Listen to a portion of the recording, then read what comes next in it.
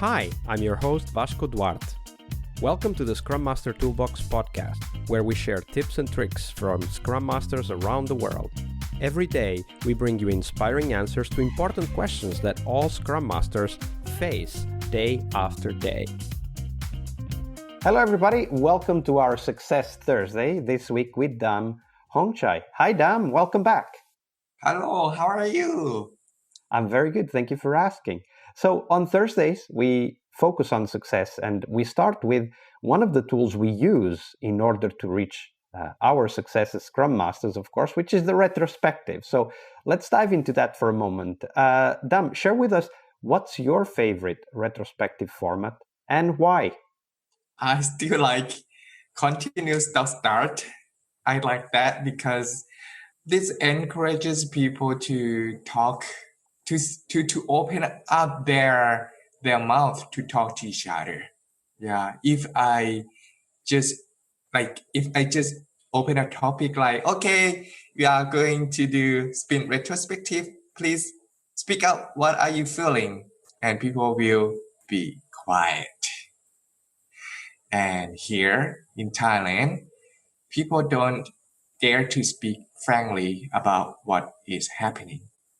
So when we have continuous start and I ask them questions and then ask them to write down their ideas on sticky notes that will form their speaking. Yeah, that's why I really like continuous start.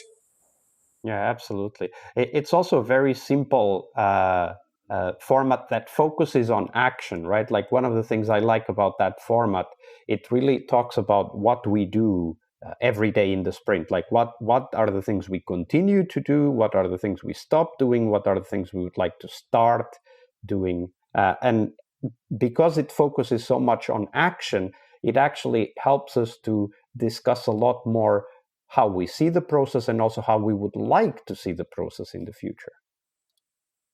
Absolutely. A great format indeed. So, Dahm, of course, we talk about retros in the context of success, and today we talk about what that means for you. So, share with us, Dahm, what does it mean in your mind to be a successful Scrum Master? To be a successful Scrum Master, for Monday, from Monday to Wednesday, every day, I share with you and our audiences about deep listening, right? And yeah, today I still want to talk about deep listening, but I want to expand a little bit about how to encourage people to open up their mind, yeah, to talk, yeah, by being quiet. As a Scrum Master, you don't need to talk all the time. You need to be quiet to show other people after asking a question. For example, what what uh, what we want to continue to do next week. Yeah, some Scrum Master keep talking and talking and talking and don't even leave a room for team to think and to express their ideas. That's why I think being a successful Scrum Master, you should be quiet after asking questions and then listen deeply to your team members, and then you will hear what your team are feeling.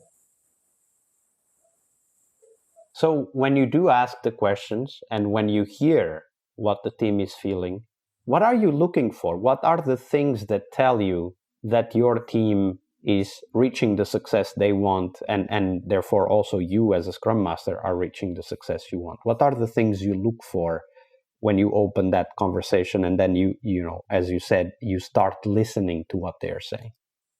I'm looking for ideas from my team members. For example, they, they tell me about what they need to do next week, especially their good behaviors for working uh, with each other. Yeah, when I ask people, continue, stop, start, but under the continue part, I ask people 2 questions. I ask people for the first question, what process do you want to keep going? Which process do you want to keep going?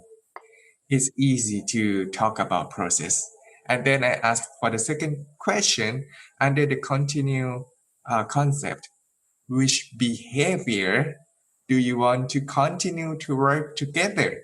It's still easy because we are talking about positive ideas, right? But when we move to the stop session, I ask my team members which process you don't want to keep going. It's still easy. But for the fourth question, I ask people which behavior you don't want to do next week. Tell about your behavior and please tell about bad behavior that you don't want to see about your team members. And then the whole question can become like silent because people don't want to talk about other people bad behaviors. If team members trust each other, they will tell each other frankly, right? Yeah. So as a Scrum Master, we have to build environments to make sure that team members trust each other. And then people will dare to answer the fourth question. And that will move team to be beyond what they have done before.